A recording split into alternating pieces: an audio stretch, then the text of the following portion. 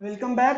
तो last class में हमने क्या पढ़ा था कि द लैंग्वेज ऑफ केमिस्ट्री में क्या पढ़ा था, सिंबल्स के बारे में कि क्या क्या सिंबल्स होते हैं, उसके रूल्स क्या होते हैं, और आपने शायद आपको पता होगा चीज़ें कि क्या क्या थी। ठीक, तो अब देखिए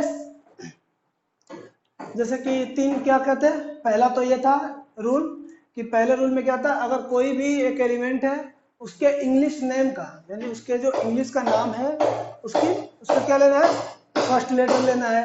फिर और दूसरा क्या रूल था कि जब क्या हुआ कि बहुत सारे ऐसे एलिमेंट मिले जिनके फर्स्ट नेम सेम थे, तो उसके लिए दूसरा रूल लाया गया। और दूसरे रूल में क्या था कि कोई भी एलिमेंट का, यानी जब रिपीटिंग एलिमेंट के जब कोई भी दो एलिमेंट के जो फर्स्ट लेटर है अगर रिपीट कर रहा है तो क्या किया गया कि दूसरा जो एलिमेंट मिला, पहला एलिमेंट का तो सेम टू सेम पहले रूल से हो गया, दूसरा जो एलिमेंट मिला जो उसका रिपीटिंग लेटर सेम था, यानी लेटर जो सेम थे फर्स्ट, उस पर क्या किया गया बच्चों कि पहला लेटर तो ले लिया गया उसका, और कोई भी अदर लेटर उसमें से उसके इंग्लिश नाम से ले लिया गया। ठीक, और तीसरे में क्या किया गया कि या तो फर्स्ट लेटर लीजिए, तीसरा रूल भी बनाया गया। इसमें क्या था कि जितने भी एलिमेंट्स के लैटिन नाम थे उसके लैटिन नाम को, यानी कि जो सोडियम था उसका सोडियम बनाना थोड़ा डिफिकल्ट था, तो उन्होंने क्या किया कि सोडियम का Na ले लिया, लैटिन नाम ले लिया, क्योंकि पहले से तो लैटिन नाम ज्यादा इस टाइम क्या बोलते हैं कि रूल रूल कर रहा था एक तरीके से। ठीक ना, तो लैटिन नाम का जो जिस टाइम प्रचलन ज्यादा था बच्चों, ट्रेंड था, ट्रेंड बोलते हो ना, तो उस टाइम ट्रेंड किसका था, लैटिन नाम का था। तो उसने लैटिन नाम ले लिए, और लैटिन नाम में बच्चों लैटिन नाम में क्या किया गया, जो थर्ड रूल है वो लैटिन नाम पे बनाया गया, यानी कि उसका कोई भी एक एलिमेंट है, सपोज कि सोडियम था, उसका लैटिन नाम लिया गया Na, और उसके पहले सोडियम के पहले दो लेटर से क्या बनाया गया, Na बनाया गया। ठीक, Na यानी लैटिन नाम नेट्रियम था, नेट्रियम से Na बनाया गया, जो सोडियम का क्या होता है बच्चों, सिंबल होता है। इसी तरह कैलियम पोटेशियम के लिए के यूज किया गया, ऑरम गोल्ड के लिए Au, Ag अर्जेंटेनम, हाइड्रागेरियम Hg जिसको मरकरी बोलते हैं, पारा। ठीक, तो ऐसे ऐसे हुए। आज हम बच्चों पढ़ेंगे कि मॉलिक्यूल्स क्या होते हैं। ठीक ना, मॉलिक्यूल्स वगैरह जो थे, यानी कि जो सिंबल होता है उसका रिप्रेजेंटेशन और उसका यूज क्या क्या होता है बेसिकली। ठीक, तो एक चीज तो ये बच्चों कि जो एटम होता है उसके लिए सिंबल यूज होता है। ठीक, ये आप लिख लेना कि जो एटम होता है किसी भी, यानी in language of chemistry, in this language, in this language of chemistry, okay, in this language of chemistry, atoms are represented by symbols, okay, and molecules are represented by molecular formula,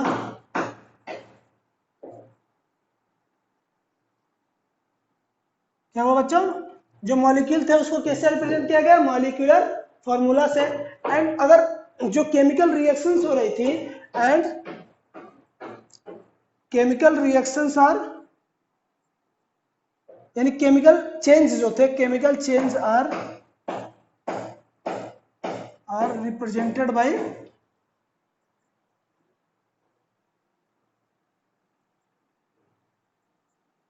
chemical reactions.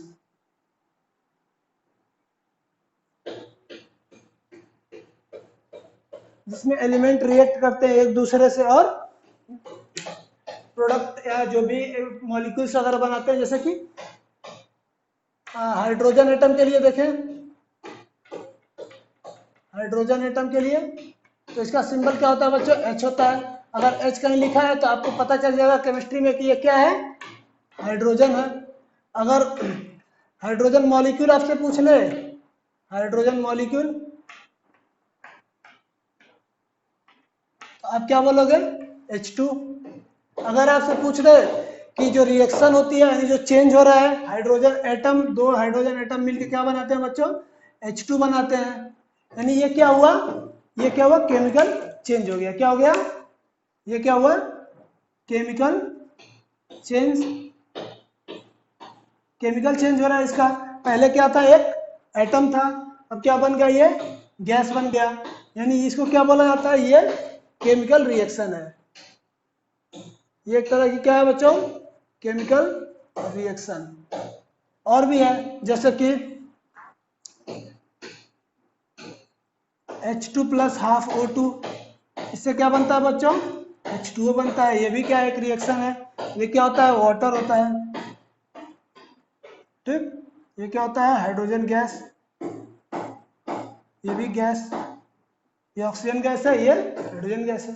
Okay, तो ये क्या हो गया बच्चों? Representation क्या क्या चीजों का कैसे होता है। अब ठीक, अब देखिए, अब इसी में जो बच्चों आगे जो चीजें आई उसमें कुछ जब इम्प्रूवमेंट हुआ तो अब पता चला कि जो एलिमेंट होते हैं वो क्या क्या चीजों के लिए यूज होते हैं। ठीक ना, सिंबल्स का रिप्रेजेंटेशन जो हुआ वो किस किस चीज के लिए हुआ। तो सबसे पहले आपको बताया मैंने कि अगर कोई एलिमेंट है, ठीक,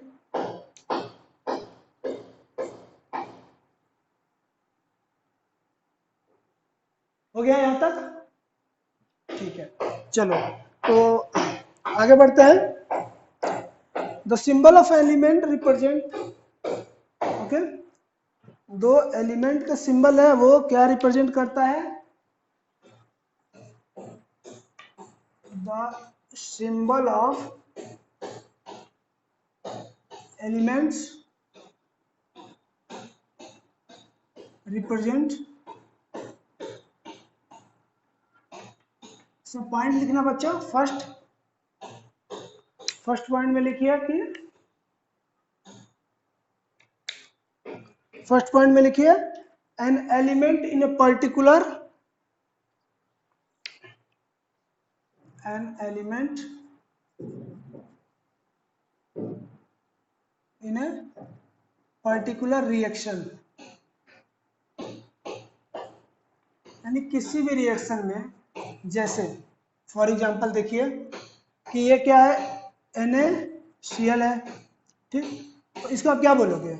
NaCl है, Na and Cl combines to form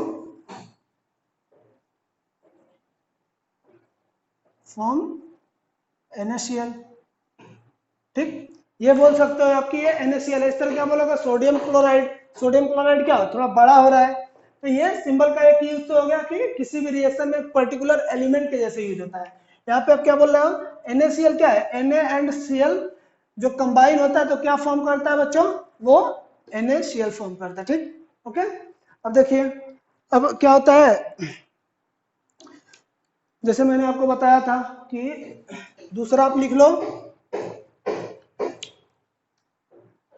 an atom of an element,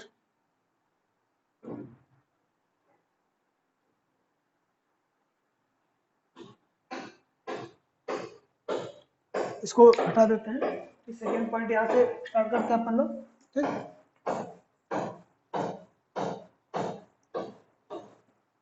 okay, तो क्या था बच्चों? दूसरा वाला दूसरा पॉइंट क्या है इसमें? An atom of an element, यानी एक एलिमेंट का, किसी पर्टिकुलर एलिमेंट का एटम। जैसे आपने एक मॉलिक्यूल किया, suppose we have taken a molecule, considered a molecule H2O, okay, तो ये H2O में क्या रिप्रेजेंट कर रहा है? किसी भी एलिमेंट के लिए, यानी ये जो एलिमेंट इसमें है H2O में, ये दो चीजें रिप्रेजेंट कर रहा है। पहला, two atom of hydrogen, hydrogen element,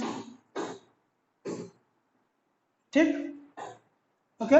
ये जो दो है क्या कह रहा है, इसको क्या बोलते हैं बच्चों, सब्सक्रिप्ट बोलते हैं, या आगे चल के बोलोगे तो इसको क्या बोलते हैं, और 1 एटम ऑफ ऑक्सीजन एलिमेंट,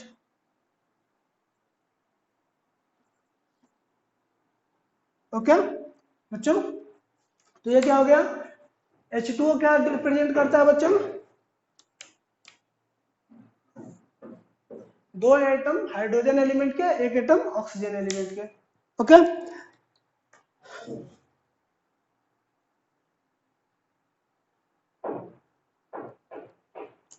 इसको और भी क्या लिख सकते हो,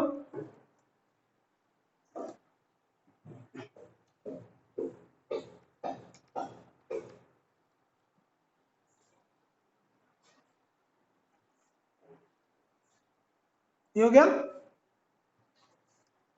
उसी पॉइंट में लिखना, सेकेंड पॉइंट में, कि इन एन एलिमेंट और इन ए मॉलिक्यूल, अरे ओके, उसी में लिखना सेकेंड पॉइंट में, इन ए रिएक्शन और in a molecule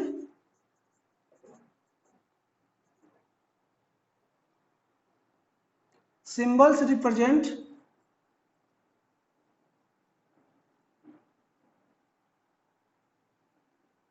atom and its subscript, okay, subscript means इसको क्या ले सकते हैं, नंबर ऑफ एटम यूज्ड। जैसे इसमें क्या है, सब्सक्रिप्ट क्या है बच्चों, ये इसमें H2O में क्या है,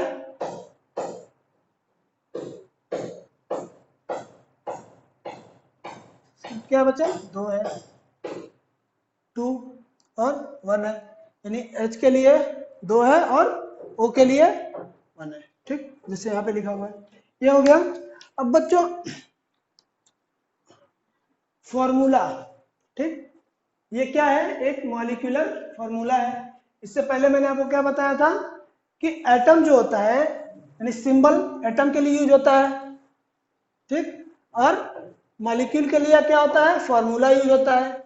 तो फॉर्मूला क्या होता है, इसके बारे में हम पढ़ेंगे कि फॉर्मूला एक्चुअली यूज क्यों होता है, ठीक। जब 2 एटम किसी भी एलिमेंट का, हो सकता है कि वो दोनों सेम हो, ये भी हो सकता है कि दोनों डिफरेंट हो, 2 से ज्यादा भी हो सकते हैं, उस जब कंबाइन करते हैं बच्चों तो क्या बनाते हैं, एक मॉलिक्यूल बनाते हैं। जैसे कि हाइड्रोजन और ऑक्सीजन मिलके क्या बना रहा है, एक मॉलिक्यूल किसका बना रहा है, वाटर का, ठीक। किसमें मिलता है, एटम का रेशियो क्या होता है उसमें, 2:1 होता है, ठीक। उसी तरह आपको पता होगा कि एटम जो होता है बच्चों, एटम वो जनरली क्या होता है कि एटम, एक बात याद रखना कि एटम जो होता है, atoms are generally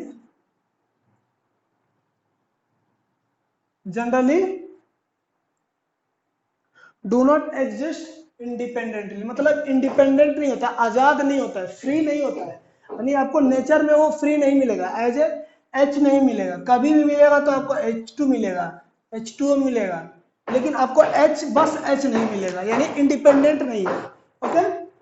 Atoms are generally doesn't exist या do not exist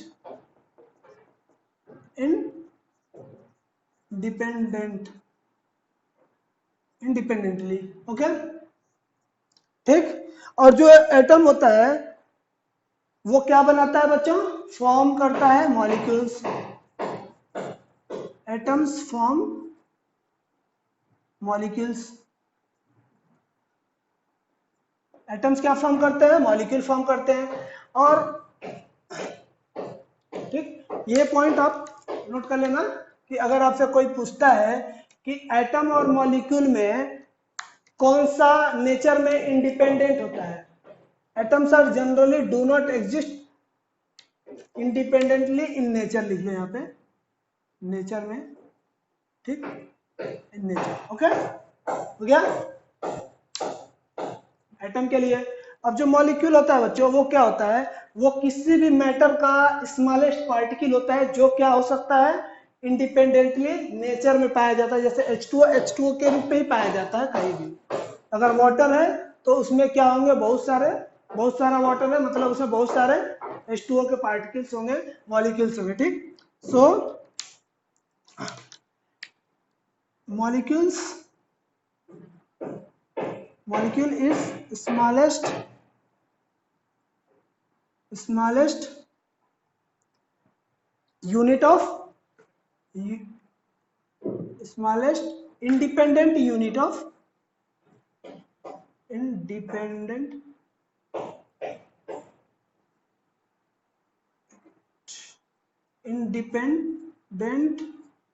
unit of matter. किसका बच्चों, मैटर का स्मॉलेस्ट इंडिपेंडेंट यूनिट होता है, यानी कि सबसे छोटा यूनिट जो होता है जो कि नेचर में इंडिपेंडेंटली पाया जाता है। ये क्या होता है बच्चों, ये इंडिपेंडेंटली नहीं पाया जाता है, ये क्या होता है, इंडिपेंडेंट पाया जाता है। यानी मॉलिक्यूल क्या होता है बच्चों, मैटर का सबसे छोटा पार्टिकल होता है जो कि इंडिपेंडेंटली पाया जाता है, लेकिन जो एटम होता है वो नहीं पाया जाता, ठीक। अब देखिए, और एटम को किससे रिप्रेजेंट करते हैं, सिंबल से, और मॉलिक्यूल्स को किससे रिप्रेजेंट करते हैं बच्चों, तो हेडिंग डाल लेना formula.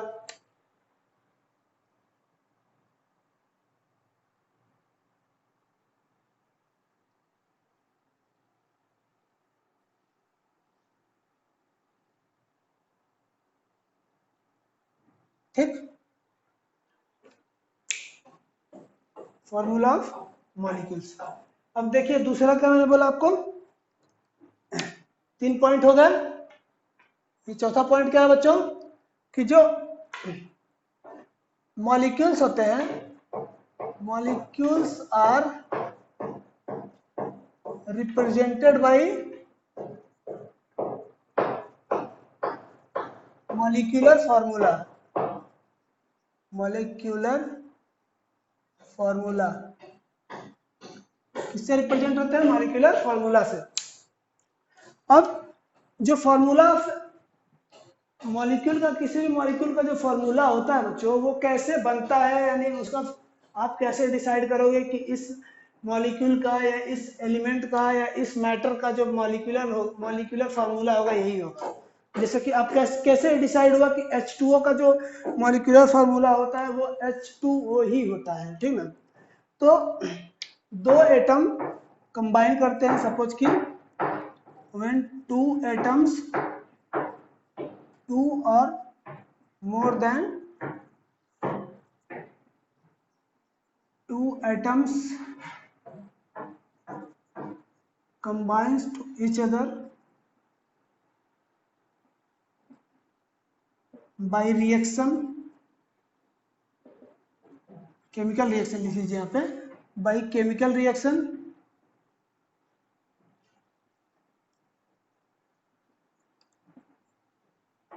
they form molecules.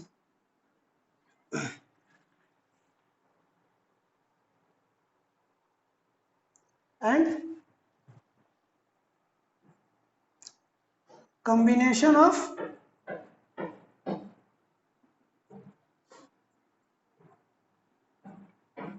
atom is called molecular formula.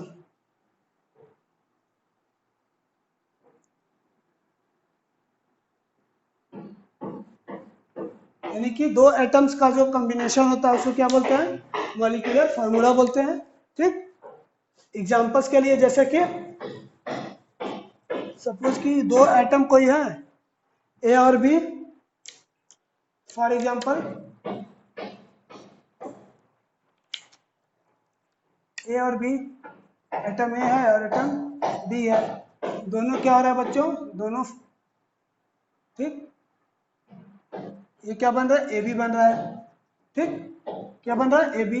ये एटम है, एटम, ये भी क्या है, एटम, ये क्या है, मॉलिक्यूल, यानी इसका मॉलिक्यूलर फार्मूला क्या है, ए बी है, ठीक, ये हो गया। अब देखिए कि जैसे इसी तरह H2O का देख लो आप, H2O, H2, H2 plus half O2, क्या बनेगा H2O। Molecular formula of water क्या हुआ, H2O होता है, ठीक।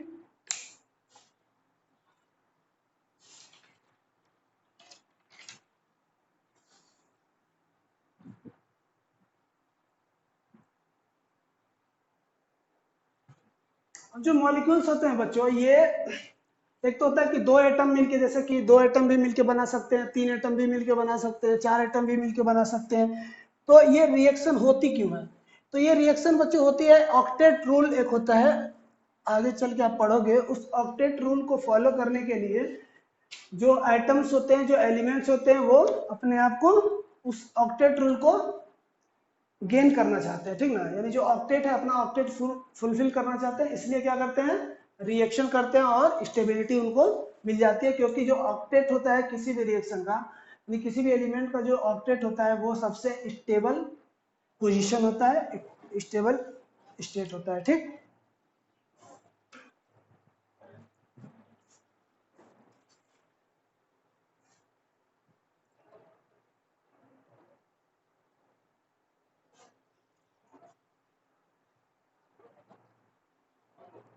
अब देखिए जैसे कि O2 है बच्चों, हाँ, सपोज कि O2 है, ठीक। ये क्या होता है, इसमें कितने एटम है, नंबर ऑफ एटम्स कितने हैं बच्चों, नंबर ऑफ एटम्स 2। तो ये क्या हो गया, इसको हम बोलते हैं डायटोमिक। तो O2 क्या हो गया बच्चों, ये क्या हो गया, डायटोमिक, डायटोमिक। O3 है, H2O है, इसके अलावा और भी मान लीजिए H2 है, Cl2 है, ठीक। ये क्या होता है, डायटोमिक, जिनमें दो एटम होंगे वो क्या होगा, डायटोमिक। O3 है, H2O है, H2S है, ठीक। ये क्या हो गया बच्चों, इसमें कितने नंबर ऑफ एटम्स हैं, तीन तीन है, तो ये क्या हो गया, ट्राइएटोमिक। क्या हो गया, ट्राइएटोमिक, ठीक। अब ऐसे कुछ मोनो एटॉमिक गैसेस भी होती है, जैसे कि हीलियम, क्योंकि उनका ऑक्टेट ऑलरेडी पूरा होता है, वो already inactive gas, highly inactive gases होती हैं, helium, neon, argon, krypton, xenon, radon भी होता है बच्चों, लेकिन उसका भी ऑक्टेट पूरा होता है, बट फिर भी उसमें क्या है ना कि वो एक रेडियो एक्टिव एलिमेंट होता है, तो इसलिए उसको ज्यादा हम लोग कंसिडर नहीं करते। फिर भी वो क्या आता है, जीरो ग्रुप का ही एलिमेंट है। जीरो ग्रुप आप आगे चलोगे तो पढ़ोगे कि जीरो ग्रुप होता क्या है, ठीक, जब पेरियोडिक टेबल हम पढ़ेंगे तो, ठीक। तो आप लिख लो यहाँ पे एक और चीज, there are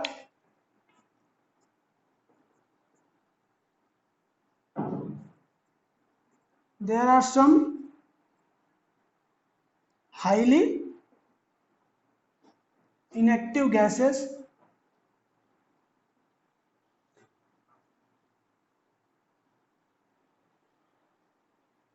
are available called noble gases. इसको हम क्या बोलते हैं बच्चों, नोबल गैसेस। और ये कौन कौन होती हैं, तो मैंने आपको क्या बोला है, हीलियम, ठीक, नियान, आर्गन, क्रिप्टॉन, जेनॉन और रेडॉन। अब एक चीज मैं आपको बोल रहा हूं, आपको होमवर्क दे रहा हूं, ठीक ना। आप क्या करोगे, 1 से लेके 30 तक जितने भी एलिमेंट्स हैं, ठीक, जितने भी 1 से लेके 30 तक जितने भी एलिमेंट हैं, उनका क्या करोगे, आप सिंबल याद रखोगे और अपने बुक पे लिख लोगे, और उनका सिंबल आप याद रखोगे, बस सिंबल, उसका नाम क्या है, उसका सिंबल क्या है, बस लैटिन नाम भी नहीं याद करना है आपको, बस सिंबल और उसका नाम, ओके। तो ये राइट डाउन करो, ठीक। अब देखो बच्चों, वैलेंसी, एक चीज होता है वैलेंसी, सपोज कि यहाँ पे इसकी वैलेंसी 0 है, यानी कि कितनी कैपेसिटी है उसकी रिएक्शन करने की, किसी भी एलिमेंट की जो रिएक्शन करने की कैपेसिटी होती है बच्चों, यानी जितने वो इलेक्ट्रॉन को ले सकता है या इलेक्ट्रॉन को दे सकता है, वही उसकी क्या होती है, वैलेंसी को डिफाइन करती है। जैसे हाइड्रोजन है बच्चों, तो हाइड्रोजन से सबकी वैलेंसी एक तरीके से डिवाइड होती है, स्टैंडर्ड माना जाता है हाइड्रोजन को, हाइड्रोजन की 1 होती है। तो आप बोल सकते हो the combining capacity of an element is called the valency of that atom. Okay, valency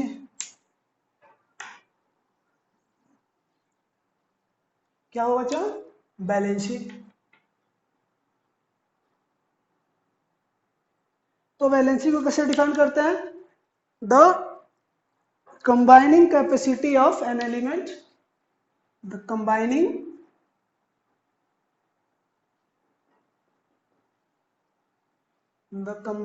capacity of an element, यानी किसी भी एलिमेंट के कंबाइन करने की, यानी रिएक्शन करने की, आप रिएक्शन बोल सकते हैं। यहाँ पे मैं लिख देता हूं reaction, the combining capacity of an element is called the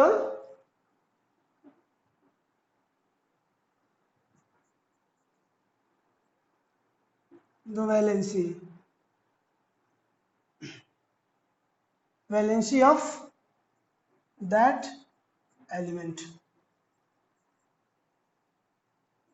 okay, suppose ये हो गया। फॉर एग्जांपल बच्चों, जैसे कि NaCl है, HCl है, H2O है, NH3 है, ठीक, ओके, CH4 है। तो पहला देखो, यानी कि एग्जांपल में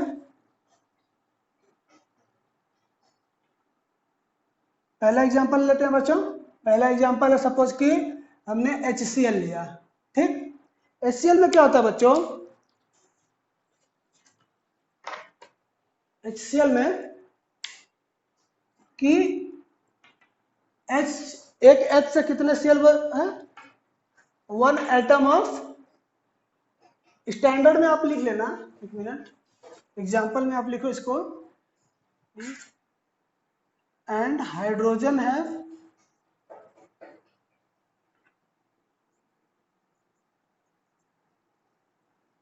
hydrogen has 1 valency,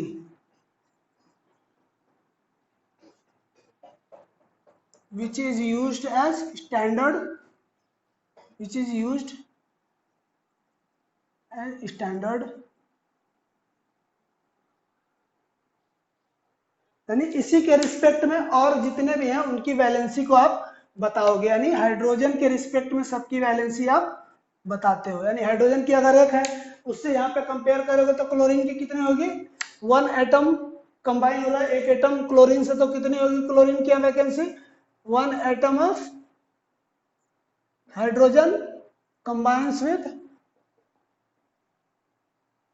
if 1 atom of hydrogen combines with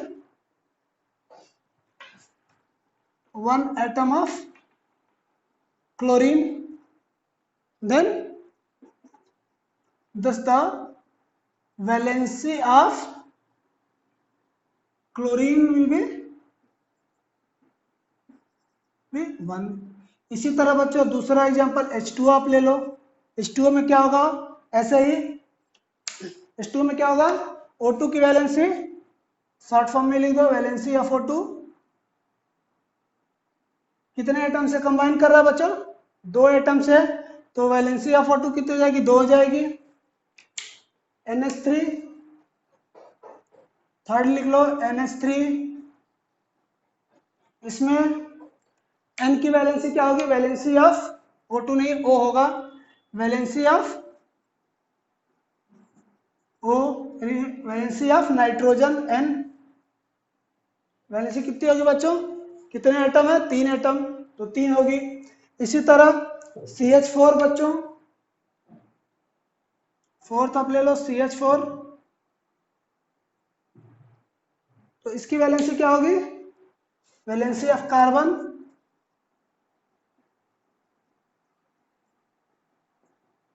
4, क्योंकि ये आप देखो है कितने एटम से कंबाइन हुआ है। ठीक, ऐसे आगे और भी जो हैं कि ऐसे भी होंगे जिसमें हाइड्रोजन नहीं होगा, तो उसके लिए क्या होगा वो हम आगे पढ़ेंगे।